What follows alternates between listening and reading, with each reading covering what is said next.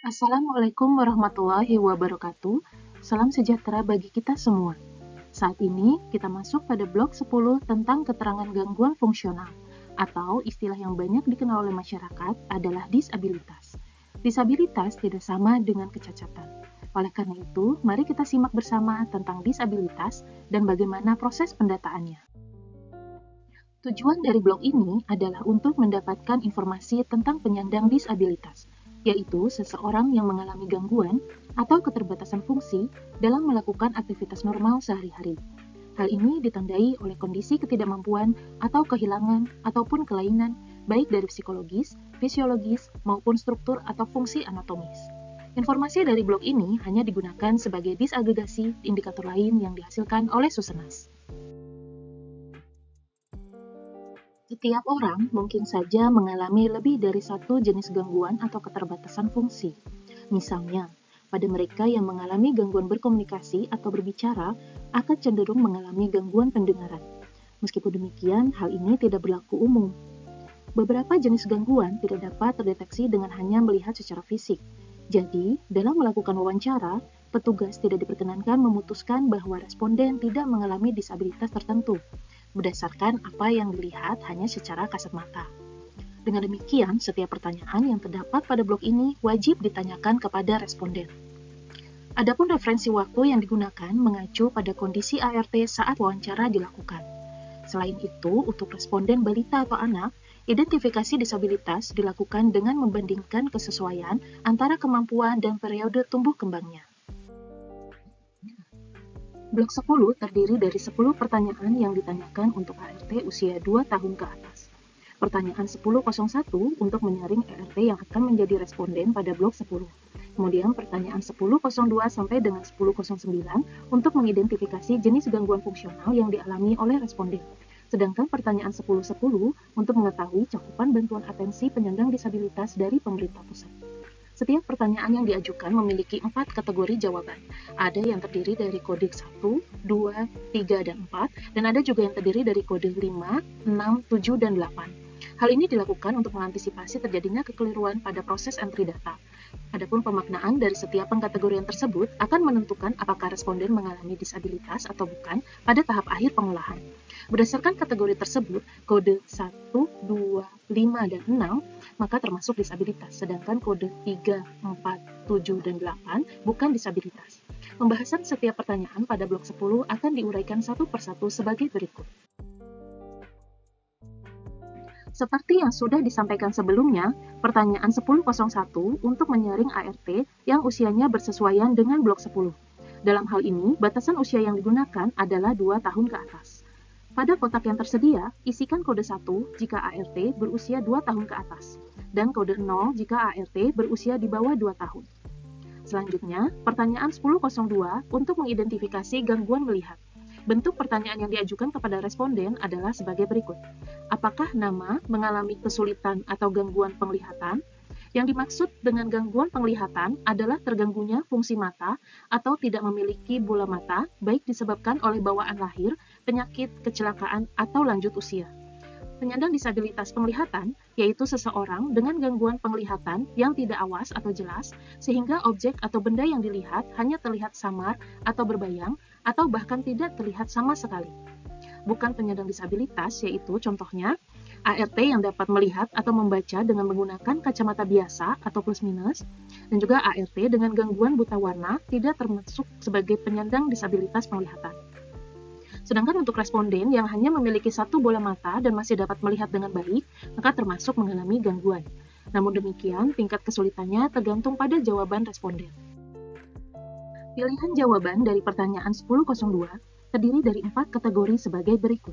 Kode 1, ya sama sekali tidak bisa melihat, yaitu jika responden tidak dapat melihat objek, atau hanya dapat membedakan terang dan gelap.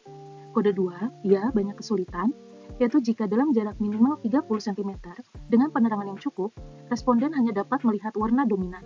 Ini termasuk responden yang hanya dapat melihat bayangan. Kode 3, ya sedikit kesulitan, yaitu jika dalam jarak minimal 30 cm dan penerangan yang cukup, responden dapat melihat objek meskipun samar atau berbayang, termasuk responden yang rabun senja. Kode 4, tidak mengalami kesulitan, yaitu jika responden dapat melihat dengan jelas, termasuk yang memiliki buta warna. Pada kotak yang tersedia, isikan kode 1, atau 2, atau 3, atau 4 sesuai dengan jawaban responden. Lanjut ke pertanyaan 10.03. Apakah nama mengalami kesulitan atau gangguan pendengaran?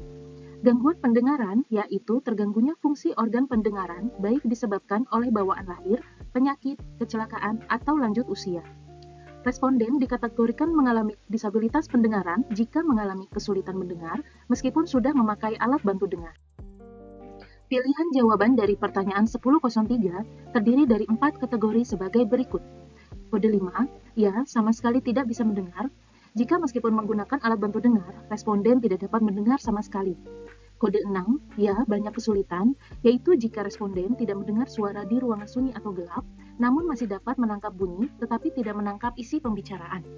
Kode 7, ya, sedikit kesulitan, yaitu jika responden tidak dapat mendengar bunyi lembut atau sedang, namun bisa mendengar suara yang keras tanpa diteriakan. Kode 8, tidak mengalami kesulitan, yaitu jika responden menggunakan alat bantu atau tidak, tetap dapat mendengar dengan jelas. Selain itu, responden juga mengetahui atau dapat membedakan suara dari sekitar dan suara lawan bicara. Pada kotak yang tersedia, isikan kode 5, atau 6, atau 7, atau 8, sesuai dengan jawaban responden. Pertanyaan 10.04 dan 10.05 terkait dengan gangguan mobilitas. Mobilitas adalah kemampuan individu untuk berpindah atau bergerak secara bebas, mudah, dan teratur yang bertujuan untuk memenuhi kebutuhan aktivitas sehari-hari. Contohnya, berjalan atau naik tangga, atau mengambil atau menggenggam atau memungut sesuatu. Yang pertama kita bahas adalah terkait dengan gangguan berjalan. Adapun bentuk pertanyaannya adalah sebagai berikut. Apakah nama mengalami kesulitan atau gangguan berjalan atau naik tangga? Gangguan berjalan atau naik tangga adalah jika ART mengalami kesulitan berjalan atau naik tangga dengan atau tanpa memakai alat bantu ataupun dengan atau tanpa bantuan orang lain. Pilihan jawaban dari pertanyaan 10.04 terdiri dari 4 kategori sebagai berikut. Kode 1, ya, sama sekali tidak bisa berjalan atau naik tangga, yaitu jika responden sama sekali tidak bisa berjalan atau naik tangga, kecuali ada orang lain yang membantu. Contohnya, orang yang hanya bisa terbaring di tempat tidur. Kode 2, ya, banyak kesulitan, yaitu jika responden hanya bisa berjalan atau naik tangga menggunakan alat bantu dan atau bantuan orang lain. Contohnya, orang yang menggunakan kursi roda tetapi harus didorong oleh orang lain. Kode 3, ya, sedikit kesulitan, yaitu jika responden masih bisa berjalan atau naik tangga tanpa memakai atau membutuhkan alat bantu meskipun mengalami kesulitan. Kode 4, tidak mengalami kesulitan, yaitu jika responden tidak mengalami kesulitan berjalan atau naik tangga. Yang kedua, terkait dengan gangguan mobilitas adalah gangguan menggerakkan tangan atau jari. Adapun bentuk pertanyaannya pada 10.05 yaitu sebagai berikut. Apakah nama mengalami kesulitan atau gangguan menggunakan atau menggerakkan tangan atau jari? Gangguan menggunakan atau menggerakkan tangan atau jari adalah mengalami kesulitan mengambil atau menggenggam atau memungut sesuatu menggunakan tangan atau jemari tangannya. Adapun pilihan jawaban dari pertanyaan 10.05 terdiri dari 4 kategori sebagai berikut. Kode 5, ya, sama sekali tidak bisa menggunakan atau menggerakkan tangan atau jari, yaitu jika responden tidak dapat mengambil atau menggenggam atau memungut sesuatu, misalnya tidak memiliki kedua tangan. Kode 6, ya, banyak kesulitan, yaitu jika responden banyak kesulitan dalam mengambil atau menggenggam atau memungut sesuatu dengan salah satu tangan, misalnya hanya memiliki satu tangan atau tidak memiliki ibu jari di kedua tangan. Kemudian kode 7, ya, sedikit kesulitan, yaitu jika responden memiliki sedikit kesulitan dalam mengambil atau menggenggam atau memungut sesuatu dengan satu atau kedua tangan. Misalnya, tangan bisa digerakkan tetapi tidak maksimal, karena tidak ada jari manis dan jari kelingking. Kemudian kode 8, tidak mengalami kesulitan, yaitu jika responden tidak mengalami kesulitan mengambil atau menggenggam atau memungut sesuatu dengan tangan. Responden yang kehilangan satu jari atau hanya ruas jari pertama dianggap mengalami gangguan. Namun, tingkat kesulitannya tergantung jawaban responden. Pada kotak yang tersedia, isikan kode 5 atau 6 atau 7 atau 8 sesuai dengan jawaban responden. Dua pertanyaan berikut, yaitu pertanyaan 10.06 dan 10.07, merupakan pertanyaan yang digunakan untuk mengidentifikasi gangguan yang tidak kasat mata. Oleh karena itu, petugas harus berhati-hati dalam memberikan pertanyaan. Pertama, kita masuk dulu pada pertanyaan 10.06. Apakah nama mengalami kesulitan atau gangguan dalam hal mengingat atau berkonsentrasi? Gangguan mengingat adalah situasi di mana seseorang mengalami masalah dalam mengingat kembali hal-hal yang telah terjadi, baik di masa lalu maupun yang baru saja terjadi. Sedangkan gangguan konsentrasi adalah situasi di mana seseorang mengalami masalah dalam mencurahkan perhatian untuk menyelesaikan beban tugasnya akibat kemampuan mentalnya terganggu. Jika kita perhatikan dengan seksama, khusus untuk pertanyaan 10.06, terdapat dua konsep yang digunakan dalam menentukan kategori jawaban responden. Adapun pilihan jawabannya terdiri dari 4 kategori sebagai berikut. Kode 1, ia selalu mengalami kesulitan, yaitu jika responden tidak bisa mengingat memori jangka panjang dan pendek, serta selalu tidak bisa fokus pada hal tertentu.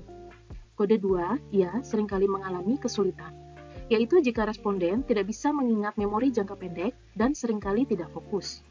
Kode 3, ia sedikit mengalami kesulitan, yaitu jika responden tidak dapat mengingat memori jangka panjang dan tidak dapat berkonsentrasi pada pekerjaan tertentu. Kemudian kode 4, tidak mengalami kesulitan, yaitu jika responden dapat mengingat semua hal penting dan mampu berkonsentrasi dengan baik. Mereka yang melakukan beberapa pekerjaan di waktu yang bersamaan terkadang lupa akan memori jangka pendek. Contohnya, seorang ibu sedang memotong sayuran menggunakan pisau di dapur, kemudian teralihkan dengan pekerjaan lain. Ketika yang bersangkutan lupa di mana meletakkan pisau, maka dianggap tidak mengalami kesulitan, karena hanya mengalami pengalihan sesaat, bukan gangguan mengingat atau berkonsentrasi. Selanjutnya, pertanyaan 10.07. Apakah nama mengalami gangguan perilaku dan atau emosional? Gangguan perilaku dan atau emosional adalah kesulitan atau ketidakmampuan seseorang dalam mengontrol perilaku dan emosi yang merugikan diri sendiri dan orang lain. Contohnya, menyakiti diri sendiri dan mengganggu orang lain. Sekali lagi, pertanyaan ini merupakan gangguan yang tidak terlihat kasat mata. Oleh karena itu, petugas perlu hati-hati saat bertanya, jangan sampai menyinggung perasaan responden. Petugas juga dapat melakukan probing dengan menggunakan beberapa pendekatan ciri dan jenis gangguan perilaku dan emosi, seperti hiperaktif, depresi, gangguan jiwa, termasuk marah tanpa alasan dan bipolar, autis, dan lainnya. Adapun pilihan jawaban dari pertanyaan 10.07 terdiri dari 4 kategori sebagai berikut. Kode 5, ia selalu mengalami kesulitan, yaitu jika responden selalu mengalami kesulitan dalam mengendalikan perilaku maupun emosi sehingga tidak dapat diajak berinteraksi. Kemudian kode 6, ia seringkali mengalami kesulitan, yaitu jika responden seringkali mengalami kesulitan dalam mengendalikan perilaku maupun emosi, seringkali tidak dapat diajak berinteraksi. Kode 7, ia mengalami sedikit kesulitan, yaitu jika responden kadang-kadang mengalami kesulitan dalam mengendalikan perilaku maupun emosi, tapi lebih sering bisa diajak berinteraksi. Kemudian kode 8, tidak mengalami kesulitan, yaitu jika responden memiliki tingkat emosi atau berperilaku normal, dapat mengontrol diri. Responden yang marah-marah, suka memukul dan lain-lain karena ada alasan yang jelas. Misalnya, suami yang marah yang suka memukul atau menyakiti karena alasan tertentu, maka tidak dianggap mengalami gangguan. Pada kotak yang tersedia, isikan kode 5, atau 6, atau 7, atau 8 sesuai dengan jawaban responden. Pertanyaan 10.08. Apakah nama mengalami kesulitan atau gangguan berbicara dan atau memahami atau berkomunikasi dengan orang lain? Gangguan komunikasi adalah situasi di mana seseorang mengalami gangguan atau kesulitan dalam memahami perkataan orang lain dan juga sebaliknya, perkataannya sulit dipahami. Termasuk juga gangguan komunikasi yang diakibatkan oleh gangguan bicara dan atau mendengar, tunawicara, sengau atau gagap atau pelor, tunarungu, gangguan jiwa atau mental, gangguan intelektual, gangguan emosi atau perilaku, dan sebagainya. Adapun pilihan jawaban dari pertanyaan 10.08 terdiri dari 4 kategori sebagai berikut. Kode 1, ya sama sekali tidak bisa memahami atau dipahami dalam berkomunikasi, yaitu jika responden tidak dapat memahami perkataan orang lain atau perkataannya sulit dipahami, termasuk yang tidak bisa berkomunikasi sama sekali. Kode 2, ya banyak mengalami kesulitan, yaitu jika responden tidak dapat mendengar dengan jelas dan sulit memahami suara lawan bicara, meskipun sudah dikatakan dengan suara yang keras. Kode 3, ya sedikit mengalami kesulitan, yaitu jika responden tidak dapat langsung menangkap makna dari perkataan lawan bicara, atau dapat mengeluarkan suara berupa kata bermakna, tetapi tidak terucap dengan jelas dan masih mudah dipahami. Contoh, gagap ringan, bibir sumbing, atau struk ringan. Kemudian kode 4, tidak mengalami kesulitan, yaitu jika responden dapat mengeluarkan suara dalam bentuk kata bermakna yang dapat dipahami lawan bicara. Pada kotak yang tersedia, isikan kode 1, atau 2, atau 3, atau 4 sesuai dengan jawaban responden. Berikutnya adalah pertanyaan 1009. Apakah nama mengalami kesulitan atau gangguan untuk mengurus diri sendiri? Mengurus diri sendiri yang dimaksud dalam hal ini adalah kemampuan seseorang untuk merawat kesehatan diri, dimulai dari mandi, makan, berpakaian, mengurus diri ketika buang air besar atau BAB, buang air kecil atau BAK, tanpa bantuan orang lain. Tidak semua penyandang disabilitas mengalami kesulitan atau gangguan mengurus dirinya sendiri. Diperlukan juga kehati-hatian petugas dalam menentukan kesulitan mengurus diri sendiri pada balita, yaitu caranya dengan membandingkan kemampuan balita tersebut dengan periode tumbuh kembang anak seusianya. Adapun pilihan jawaban dari pertanyaan 1009 terdiri dari 4 kategori sebagai berikut. Kode 5, ya, sama sekali tidak bisa mengurus diri sendiri, yaitu jika responden hanya bisa berbaring di tempat tidur dan segala sesuatunya perlu bantuan orang lain. Kode 6, ya, banyak mengalami kesulitan, yaitu jika responden selalu dibantu oleh pendamping, akan tetapi masih bisa bergerak dari satu tempat ke tempat yang lain. Kemudian kode 7, ya, sedikit mengalami kesulitan, yaitu jika responden kadang-kadang dibantu oleh pendamping. Dan terakhir kode 8, tidak mengalami kesulitan, yaitu jika responden dapat melakukan aktivitas sehari-hari secara mandiri. Pada kotak yang tersedia, isikan kode 5, atau 6, atau 7, atau 8 sesuai dengan jawaban responden. Seperti yang sudah disampaikan sebelumnya, pertanyaan 1010 adalah untuk mengetahui cakupan bantuan atensi penyandang disabilitas dari pemerintah pusat. Atensi sendiri merupakan layanan rehabilitasi sosial yang pelaksanaannya diatur pada Peraturan Dirjen Rehabilitasi Sosial Kementerian Sosial Nomor 7 Tahun 2021. Yang perlu diperhatikan pada pertanyaan ini adalah penggunaan referensi waktu yang merujuk pada kondisi setahun terakhir. Untuk pengisiannya, isikan kode 1 jika ya dan kode 5 jika tidak. Demikian penjelasan terkait blok 10 keterangan gangguan fungsional. Terima kasih atas perhatiannya. Wassalamualaikum warahmatullahi wabarakatuh.